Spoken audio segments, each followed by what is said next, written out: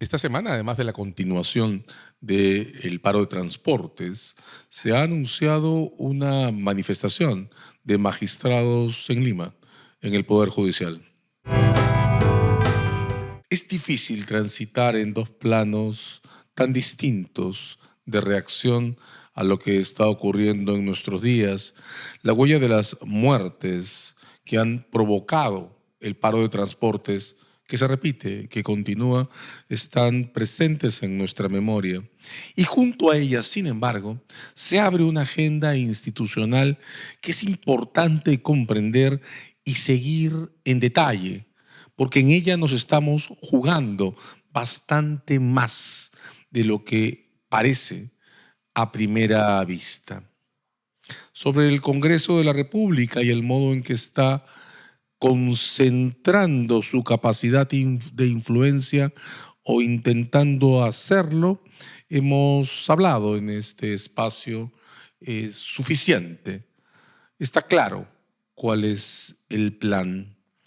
El obstáculo principal que enfrenta ahora el Congreso en esa expansión no limitada de prerrogativas y capacidades de influencia está en el judicial.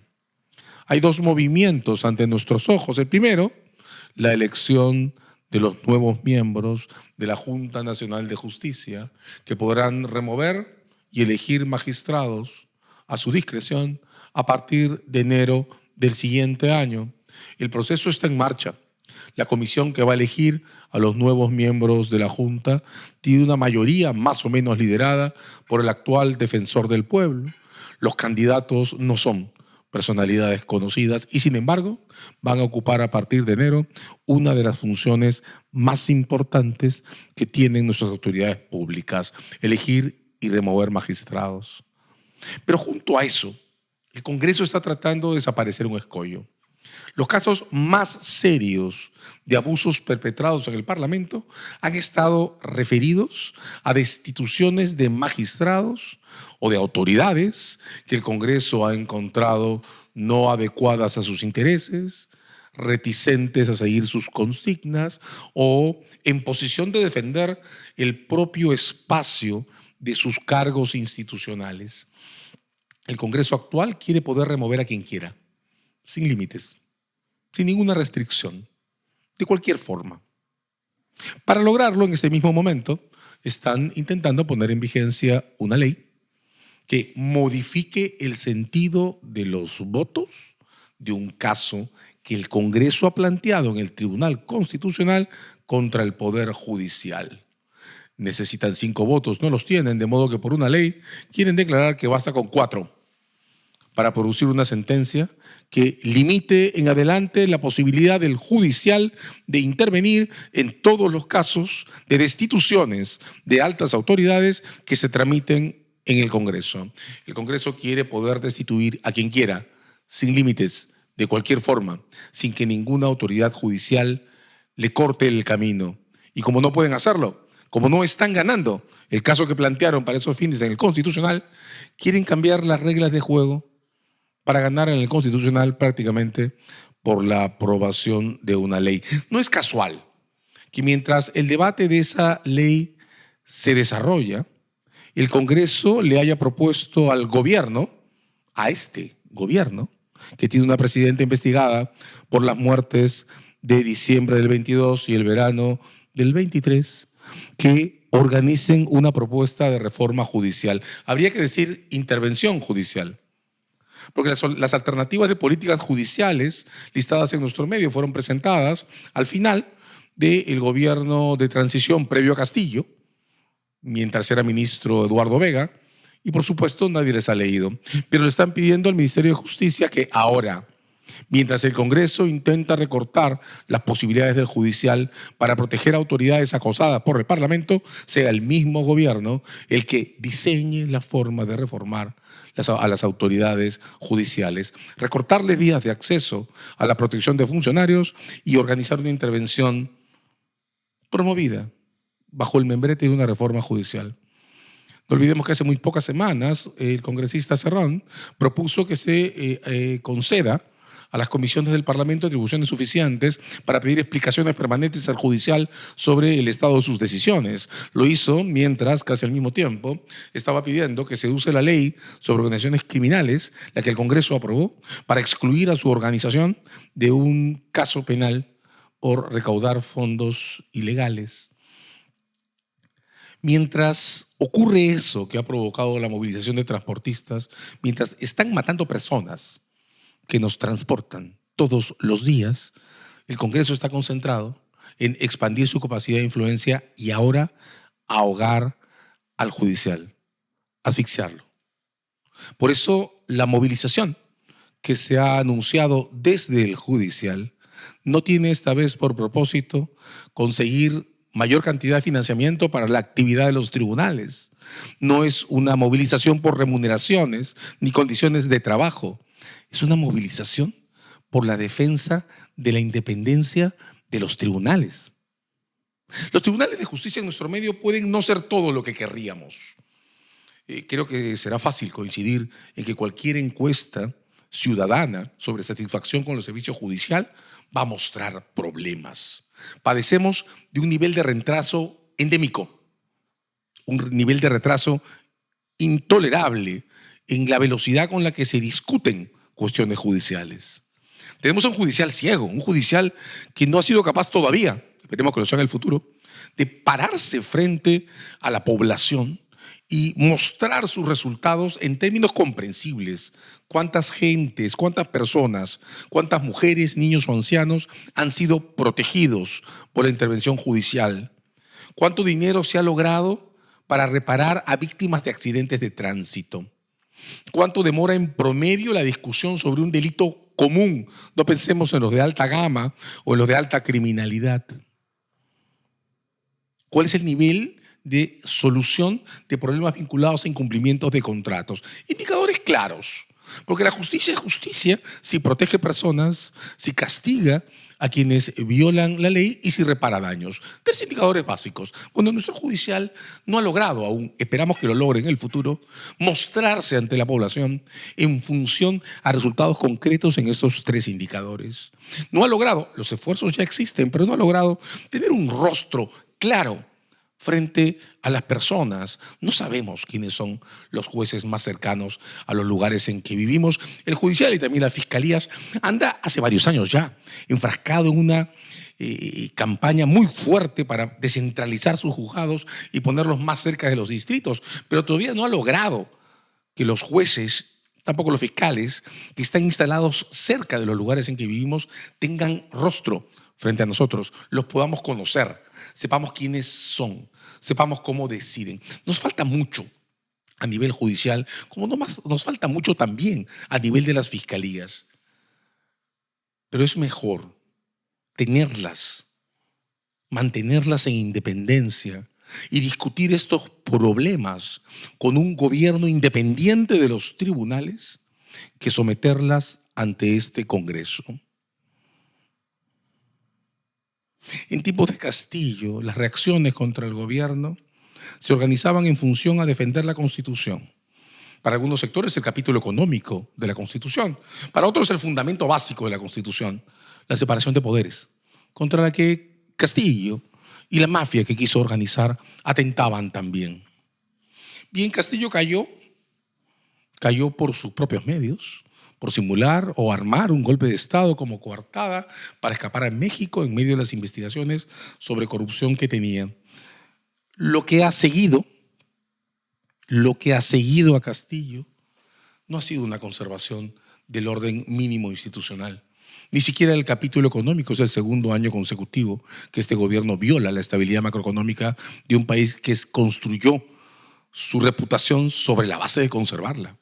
En lo institucional, no se diga. Si el fundamento de la Constitución está en la separación de poderes, este gobierno es la contraparte de un Congreso que está haciendo todo lo posible por eliminarla. Y el último reducto son los tribunales de justicia. Para el día de hoy se anunció una movilización de jueces y juezas, de magistrados, para defender la independencia judicial. No sus remuneraciones, no sus condiciones de trabajo, la independencia judicial y defenderla del Congreso. Mientras tanto, en el Congreso o frente al Congreso se ha organizado una primera reacción masiva. Incluso los gremios empresariales han respondido al Congreso con un punto que está también en la agenda del paro de transportes: la derogación de la última ley sobre criminalidad organizada. Hay que decir que el centro de la cuestión en materia de conservar ese mínimo institucional que necesitamos requiere además atender al reclamo de los jueces y las juezas por defender la independencia de los tribunales. Pero en este instante hay un esfuerzo objetivo de la sociedad civil, gremios empresariales incluidos, por obtener la derogación de la última ley sobre organizaciones criminales. También hay una defensa alrededor de esa ley. Centremos la discusión, porque hay muchas confusiones de por medio. La ley sobre organizaciones criminales representa, estamos de acuerdo en esto, uno de los movimientos más agresivos de este Parlamento a favor de la criminalidad. Y lo representa por dos razones. La primera, porque hay un componente entero de la ley que está definido como una suerte de vendetta, de venganza institucional contra el allanamiento que se impuso a la casa de la señora Boluarte, la actual presidenta. Hay un componente entero en el que la ley tiene por objeto que el allanamiento de Boluarte no se repita. Por eso, ustedes van a encontrar que una de las discusiones más fuertes alrededor de la ley se refiere a las normas sobre allanamientos. Y ahí se generan muchísimas confusiones. Entendámoslo con claridad. En primer lugar, el allanamiento es una de las medidas más agresivas que la Fiscalía ha solicitado y obtenido en los últimos tiempos. Sí, lo es. ¿Y el allanamiento requiere orden judicial? Sí. ¿Los jueces y los fiscales no pertenecen a la misma organización? No. Lo que le da derecho a los jueces a negar allanamientos cuando estos no proceden. Pero el allanamiento es antes que nada una medida de sorpresa. Recuerden que hace poco hubo un gobernador regional de Cajamarca, el señor Ramírez, que sufrió la intervención en más de 200 inmuebles. Esa era la cifra aproximada que estaban a su nombre. ¿Cómo se hace un allanamiento con 200 inmuebles al mismo tiempo? ¿Con 40? ¿Con 10? ¿Con 1? Bueno, se hacen por sorpresa.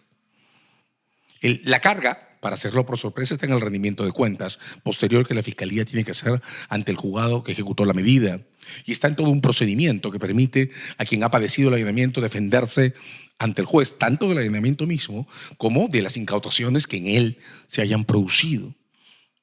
Pero el debate sobre el allanamiento, en el modo en que ha sido abordado por esta ley, tiene un carácter muy particular, porque esta ley, la que ahora se quiere derogar, incluso con el apoyo de gremios empresariales, dispone que solo se haga el registro cuando esté presente el abogado del investigado. ¿Qué es el registro? Bueno, un allanamiento tiene 3 componentes. El de cerraje: si no me abren la puerta, tengo que poder romper la cerradura. De inmediato el registro, que es el registro visual de los espacios, el registro de los muebles que están en el lugar, el registro de escondites, que pueden suponer incluso desenterrar cosas en un jardín, y el registro personal, sobre las personas físicas que se encuentran ahí. Y luego la incautación, porque si encuentro algo que resulta ser el objeto del allanamiento, lo que estoy buscando, la prueba del delito, sus resultados, dinero ilegal, comunicaciones escritas, evidencia, pues entonces tengo que poder incautarlo. Un allanamiento es absurdo si no tiene este posible final de incautación, si no logra un registro eficiente de las cosas y las personas que pueden estar escondidas, y si no tiene un dispositivo que permita que quienes van a ejecutarlo puedan incluso romper la cerradura del inmueble. De cerraje, registro e incautación.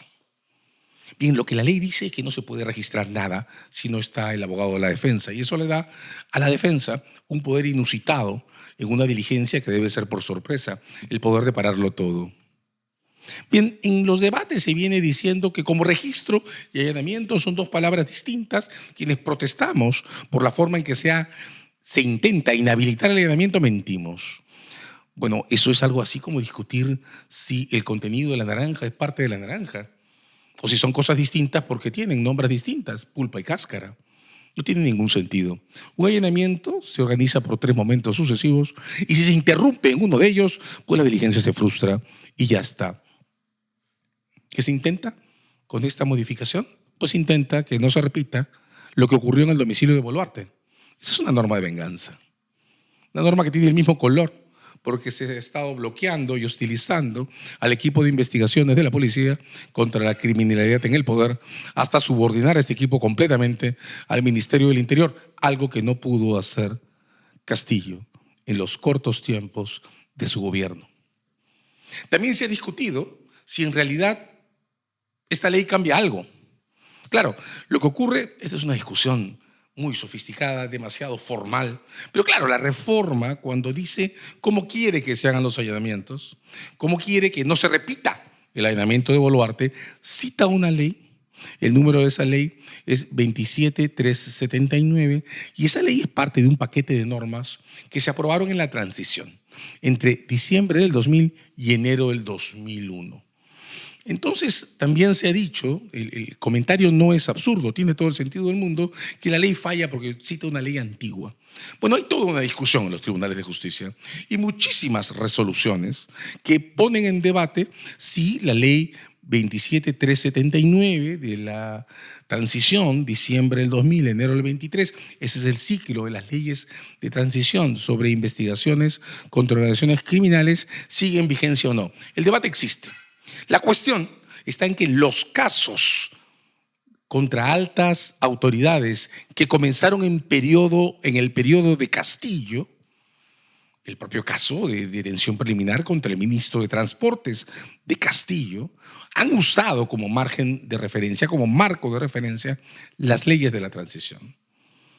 El propio problema vinculado a la competencia de la Fiscalía de la Nación para desarrollar investigaciones preliminares se ha resuelto citando las leyes de la transición.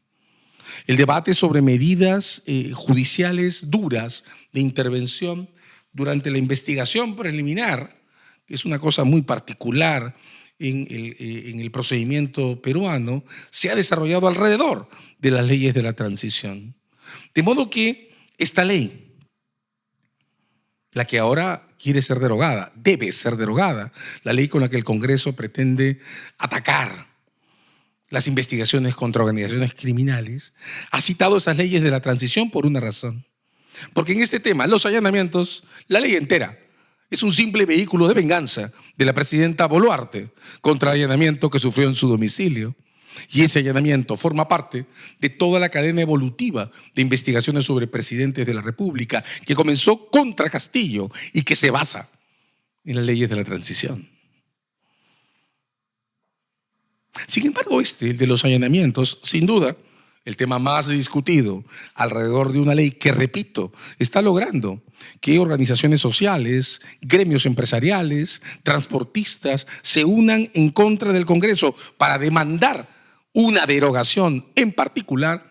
Esa ley tiene otra llave y esa es en la que debemos reparar. La pregunta es, ¿por qué sostenemos, nosotros también, que esta ley expresa una de las maniobras más agresivas del Congreso en favor de las organizaciones criminales? Nuestra respuesta, más allá de la cuestión sobre allanamientos, revisen, por favor, la definición que la ley contiene sobre organizaciones criminales. Miren el literal A de las definiciones. Para el Congreso, a través de esta ley, solo es una organización criminal la que se monta, leo, con el fin de obtener el control de la cadena de valor de una economía o mercado ilegal. Repito, el control de la cadena de valor de una economía o mercado ilegal. La frase es totalmente desafortunada. Cadena de valor es una construcción que funciona para otra cosa, pero pongan el acento en la palabra control. Para esta ley, solo son organizaciones criminales las que quieren controlar una economía o mercado ilegal. Defina usted qué es una economía o un mercado ilegal. El mercado de Lima Norte es un mercado completo. Para que esta ley aplique, tenemos que tener una organización que funcione en todo Lima, ¿El Perú entero es un mercado ilegal? ¿Cómo delimitamos una economía o un mercado ilegal? ¿Por sector? ¿Por región? ¿Por localidad? ¿Por barrio? ¿Por país? ¿Y qué es el control de un mercado? Cuando una organización criminal, para ser tal según esta ley, porque según esta ley solo ellas lo son, quiere tener o se puede decir que quiere tener el control, cuando quieren establecer un monopolio. Entonces, las organizaciones criminales que extorsionan transportistas, pero se segmentan un mercado y no compiten por su control, sino que se lo distribuyen. Como las organizaciones que explotan mujeres en la prostitución se distribuyen calles. Cuando hacen eso, cuando cooperan entre sí, cuando son competitivas, uso comillas, no monopólicas, cuando no quieren el control de una economía o un mercado ilegal, ya no son organizaciones criminales. Eso dice esta ley, que solo las que quieran crear monopolios pueden ser reprimidas con la mayor fuerza del Estado. Las demás no. Las demás no. Esa es la definición de organizaciones criminales de la ley. Y esta es, junto con la regla que limita los crímenes que planean ser perpetrados a los que se sancionen con penas mayores a 6 años, la que hace esta ley inservible. Porque el ámbito que pretende sancionar es tan diminuto que implica más o menos lo mismo que ponerle las esposas a las autoridades y no a las organizaciones que están matando personas ahora mismo. Hay algo más grave que un Congreso que pretende que esta es la única manera de definir organizaciones criminales. No, no la hay. ¿Hay alguna manera de defender esta definición? No, ninguna. Y quiere el Congreso imponer en los tribunales de justicia, de las fiscalías, usar esta definición para reducir al mínimo el uso de las reglas sobre organizaciones criminales. Sí, eso es precisamente lo que quiere hacer y esa es la razón, esta, por la que esta ley debe ser derogada.